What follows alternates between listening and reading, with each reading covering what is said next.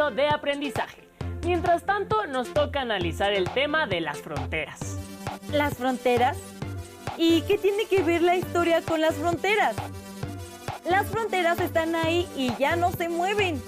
Las fronteras pueden cambiar con el tiempo y en realidad han cambiado mucho, pero no nos adelantemos. Primero hay que ver qué son las fronteras y para qué sirven. Pues sirven para separar a los países. La policía migratoria puede detener y pedirte tu pasaporte para ver si puedes entrar o no a otro país. En México están la frontera norte y la frontera sur. En realidad, México tiene más límites fronterizos, pero eso lo veremos más adelante. En las zonas fronterizas se desarrollan intercambios importantes, no solo económicos, sino también culturales y sociales. Son zonas muy dinámicas. Pero hay que empezar por lo primero. ¿Cuáles son los límites fronterizos de México? También podemos preguntarnos qué son las zonas fronterizas y qué interacciones se presentan en ellas, tanto de tránsito de personas como de mercancías. Acompáñenos, tengan a la mano papel y pluma para anotar todo lo que vaya surgiendo. Reflexiones, ideas, preguntas. Recuerden registrarlo en su carpeta de experiencias. 2016-2017. La noticia del supermuro que dividiría a Estados Unidos y México se escuchaba en todos lados. Donald Trump, presidente de Estados Unidos, promovió esta campaña para frenar el flujo de migrantes en la frontera más transitada del mundo. Tan solo en el paso entre San Diego y Tijuana cruzan 30 millones de personas al año. Y aunque las vallas separan casas, parques y autopistas, ambas urbes forman una región con 6,5 millones de habitantes. El paso entre San Diego y Tijuana es una zona fronteriza, es decir, un espacio donde las comunidades están en constante relación. Debido a las actividades económicas, el cruce frecuente de la frontera y los lazos familiares que se llegan a crear. Por otra parte, un límite fronterizo marca los territorios que conforman una entidad política. México tiene 4 de ellos, que corresponden a cada uno de los puntos cardinales. Al este, nuestro país limita con el Golfo de México y el Mar Caribe. Su extensión a través de la línea costera es de 3.294 kilómetros. Al oeste, la frontera del país está demarcada por el Océano Pacífico. Este es el mayor límite fronterizo del país, con una extensión de 7.828 kilómetros. Estos dos límites fronterizos, este y oeste, no colindan con ninguna nación. Al norte, México limita con Estados Unidos a lo largo de 3.175 kilómetros. Parte de esta frontera está delimitada por el río Bravo y por una serie de líneas trazadas astronómicamente y representadas en el terreno por monumentos fijados por la Comisión Internacional de Límites. Los 10 estados fronterizos, con una población de 14 millones de personas, representan la cuarta economía del mundo y son un factor para el comercio. Los intercambios en la comunidad son diversos, como ocurre entre Tijuana y San Diego, donde cada día miles de personas cruzan la frontera para trabajar en Estados Unidos, sin importar la construcción divisoria que se colocó hace 30 años. La política migratoria de este país se reforzó durante el gobierno del presidente Barack Obama y su sucesor, el presidente Donald Trump, insistió en la construcción de un muro fronterizo. La historia es diferente en el extremo sur, donde México colinda con Guatemala y Belice. La frontera incluye principalmente 3 ríos en Guatemala: Usumacinta, Suchiate y Chijoy, y en Belice, a la bahía de Chetumal y el río Hondo. El límite alcanza 1.250 kilómetros de extensión total. A diferencia de la frontera norte, en la frontera sur, los controles fronterizos son menos estrictos y no existen grandes intercambios comerciales. En el tramo con Guatemala, es intensa la migración de centroamericanos que cruzan la frontera con el objetivo de llegar a Estados Unidos. Este fenómeno ha provocado que los indocumentados arriesguen su vida con tal de subir al tren conocido como La Bestia, o que enfrenten asaltos y abusos de los grupos del crimen organizado. Por ello, En esta zona fronteriza es común encontrar casas del migrante, que son lugares organizados por agrupaciones sociales mexicanas que buscan apoyar a estas personas. Las fronteras delimitan un territorio político o geográfico, que en ocasiones la cultura desborda. Por ejemplo, a pesar de que la ciudad de San Diego, California, pertenece a un país distinto, el idioma español es más utilizado que el inglés, que es el idioma oficial. No sabía que México tuviera límites fronterizos que no colindan con otros países, porque no me había puesto a pensar que el Océano Pacífico y el Golfo de México son también límites fronterizos. Existen varios tipos de límites. Algunos son naturales, como ríos y océanos, mientras que otros son artificiales y están delimitados por monumentos, cercas, vallas e incluso muros. Me sorprendió mucho que en un año crucen por la frontera de Tijuana y San Diego unos 30 millones de personas. Eso es como la población total de Venezuela o la de Perú. En verdad son muchos cruces entre solamente 2 ciudades. Las zonas fronterizas son áreas muy dinámicas, sobre todo la frontera norte, porque hay una gran cantidad de intercambios económicos, sociales y culturales, incluso entre familias que viven en ambos lados de la frontera. Es muy interesante ese intercambio cultural entre lo mexicano y lo estadounidense en las zonas fronterizas. Cómo nuestros compatriotas se adaptan a otra cultura y cómo en el camino se va formando una mezcla totalmente nueva. Y por otro lado, la frontera sur es diferente. Tiene sus propias características de intercambios y la importancia de la migración centroamericana que buscan llegar hacia los Estados Unidos, pasando muchos riesgos por el territorio mexicano. Entonces, sigamos descubriendo más sobre las zonas fronterizas. Por ejemplo, ¿por qué causas se generan los conflictos fronterizos? Yo también quiero saber de qué depende la forma que tienen los países y sus fronteras. ¿Por qué unos son pequeños y otros más grandes? Vamos a verlo. Cotidianamente utilizamos mapas de división política para realizar diferentes actividades en la escuela. Pero ¿se han preguntado por qué las fronteras y los países tienen formas y tamaños tan diferentes? ¿Y por qué solo pueden andar libremente hasta la frontera de su país? La forma que tienen los países depende del territorio que les pertenece y de los hechos históricos que han definido su extensión. Existen territorios muy grandes como el de Rusia y otros muy pequeños como Suiza. Para ilustrar cómo se conforma el territorio de un país, vamos a tomar como ejemplo el nuestro. México está conformado por el suelo y subsuelo dentro del continente, por más de 350 islas, el espacio aéreo sobre el territorio y el mar territorial. La zona económica exclusiva que se encuentra inmediatamente después del mar territorial no es parte del territorio, pero los países con costa tienen el derecho de explotar los recursos naturales en esta zona. Esta forma y tamaño de nuestro territorio ha ido cambiando de acuerdo con algunos hechos históricos, como la guerra contra Estados Unidos en 1848, en la cual nuestro país perdió más de la mitad del territorio.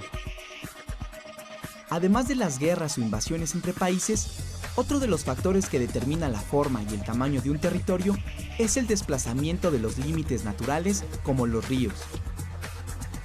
El río Bravo en 1873 se desplazó hacia el sur, generando conflictos entre México y Estados Unidos por el territorio llamado el Chamizal. El territorio también es un elemento cultural, ya que sus características influyen y a la vez reflejan las relaciones sociales, económicas, políticas y culturales de la población que lo habita. Todos los elementos que conforman el territorio de una nación son fundamentales para su crecimiento y desarrollo. Para delimitarlo y evitar conflicto con otros países, se han establecido las fronteras.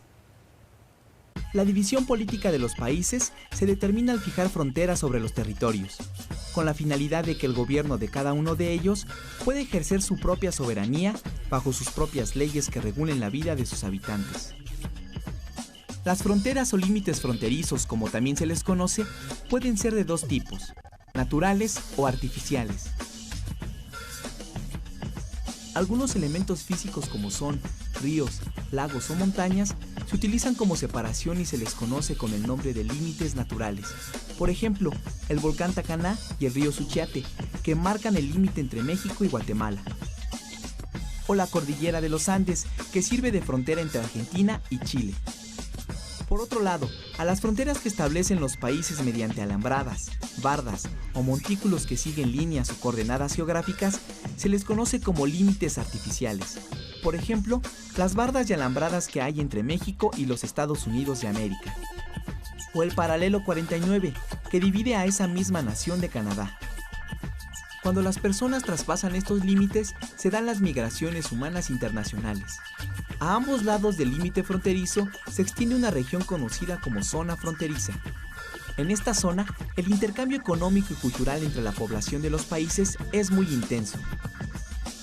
El surgimiento de grupos sociales como los chicanos, pachucos y cholos, entre otros en la frontera norte de nuestro país, es un ejemplo de ello. ¿Sabes quiénes son los chicanos?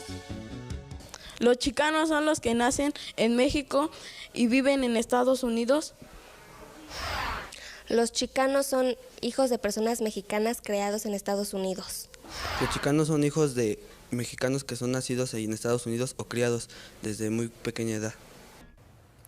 En la zona fronteriza que comparten México y los Estados Unidos de América, las mezclas de culturas y estilos de vida generan nuevas identidades con características singulares. Pero estas diferencias pueden provocar conflictos como discriminación y violencia. Esto no pasa solo en México, es un fenómeno que se presenta a nivel mundial. En todos los continentes se han producido conflictos fronterizos entre países que buscan extender sus territorios. Otra causa de conflicto ha sido la falta de una delimitación clara de las fronteras, muchas veces debido al comportamiento o características naturales del terreno. Un ejemplo es la frontera entre Pakistán, China e India, en la región de los Himalaya.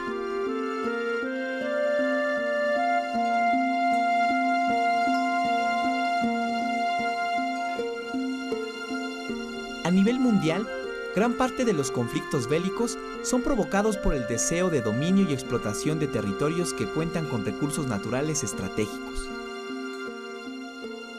Por ejemplo, el petróleo en la zona de Medio Oriente ha provocado un sinfín de guerras entre países del área e incluso de otros continentes.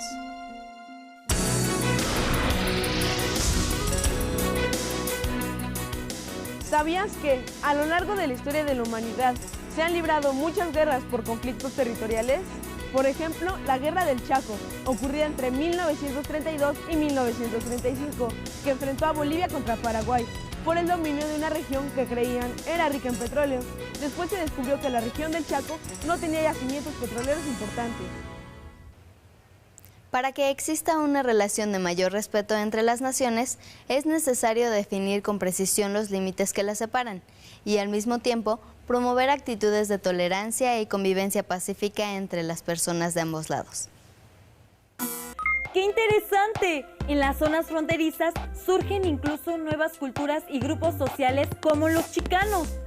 Esto nos demuestra que la cultura no es estática, siempre es dinámica. Las zonas fronterizas son muestra de ello. Ahí se forman identidades culturales propias, nuevas formas de convivir y relacionarse con los demás, intercambio de costumbres y tradiciones e incluso mezcla de idiomas. En verdad que son áreas muy interesantes. Además, tienen muchos problemas como la violencia, la discriminación, el comercio ilegal y el tráfico de drogas, incluso hasta guerras. Así es, los conflictos fronterizos han desencadenado muchas guerras. Solo recordemos la pérdida de Alta California, Nuevo México, Arizona y Texas en las guerras con Estados Unidos. Cuando los países quieren expandirse o controlar territorios con recursos considerados estratégicos, en ocasiones no dudan en recurrir a la violencia. Por eso es tan importante promover una cultura de paz y de resolución pacífica de conflictos. También vimos que hay tanta diversidad de territorios como de historias nacionales. Me gustaría ver más a detalle los cambios que ha tenido el territorio mexicano a lo largo del tiempo. ¿Cómo era antes y por qué cambió en cada momento? Entonces vamos a ver el siguiente video para conocer cómo han cambiado las fronteras de nuestro país. Ustedes en casa tomen nota de los cambios. ¿Cuándo ocurrieron los cambios y por qué? Antes de la llegada de los españoles, el territorio que ahora conocemos como México se dividía en 3 grandes regiones: Oasisamérica, Aridoamérica y Mesoamérica. Las 2 primeras abarcan la zona que corresponde en la actualidad al norte de México y al sur de los Estados Unidos de América. Por su parte, Mesoamérica es la región en donde se desarrollaron una gran cantidad de civilizaciones como la teotihuacana, maya, mexica, entre otras que compartían un contexto histórico, geográfico y cultural. Mesoamérica comprendía el centro de México y la porción norte de Centroamérica y estaba organizada en 5 zonas geográficas: área maya, zona de Oaxaca, zona del Golfo, occidente de México y el altiplano central. Con la llegada de los españoles, estas regiones comenzaron a transformarse. En el México colonial comienza otra etapa de la transformación del territorio, el cual era conocido en ese entonces como el Virreinato de la Nueva España. Esta región se extendía hacia el norte y abarcaba una porción de lo que ahora forma parte de los Estados Unidos de América. El territorio de la Nueva España estaba dividido, para su administración política, económica y jurídica, en reinos, gobernaciones y provincias. Al liberarse de la corona española, México se constituyó en un país con gobierno propio, lo que trajo consigo nuevas transformaciones territoriales. Con la promulgación de la Constitución de 1824, nuestro país recibió el nombre oficial de Estados Unidos Mexicanos. En ese entonces estaba conformado por 19 estados, 4 territorios y un distrito federal. Sin embargo, en los años siguientes, el territorio nacional disminuyó casi a la mitad debido principalmente a guerras y conflictos políticos. Primero se independizó Texas en 1836. 12 años después, en 1848, tras la derrota de México en la guerra contra Estados Unidos de América, los territorios de Nuevo México y la Alta California pasaron a formar parte del territorio estadounidense. Por último, en 1853, el gobierno de Santana vendió a los Estados Unidos de América el territorio conocido como la Mesilla, ubicado al norte de lo que hoy es el estado de Sonora. Fue con la promulgación de la Constitución Política de 1917 cuando se estableció el territorio mexicano casi como lo conocemos actualmente. En aquel momento estaba formado por 28 estados, 2 territorios y un distrito federal. Finalmente, en el año de 1974, se llegó a la división territorial de nuestro país como la conocemos actualmente: 31 estados y un distrito federal. ¡Es cierto! Las fronteras de México han cambiado mucho a lo largo del tiempo. Cuando llegaron los españoles, la Triple Alianza dominaba un territorio extenso del centro de México. Tras la caída de México Tenochtitlan, los españoles ampliaron el territorio novohispano hacia el norte y el occidente. Y México alcanzó su mayor extensión territorial después de la independencia, durante el imperio de Iturbide de 1822, cuando abarcaba desde la Alta California, en lo que ahora es Estados Unidos, hasta Costa Rica, en Centroamérica. Pero después, los países centroamericanos se separaron y también se perdió de la Alta California a Texas.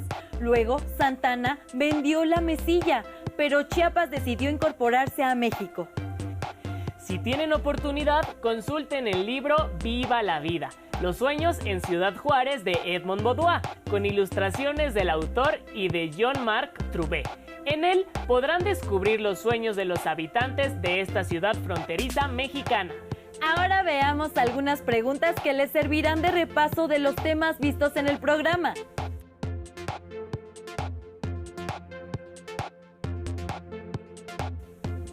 ¿Qué tipos de límites fronterizos existen y qué son las zonas fronterizas?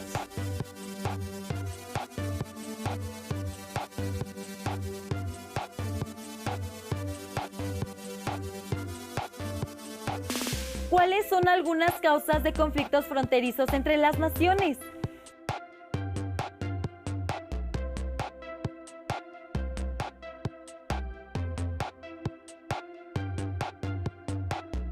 Señalen 2 cambios en las fronteras durante la historia de México.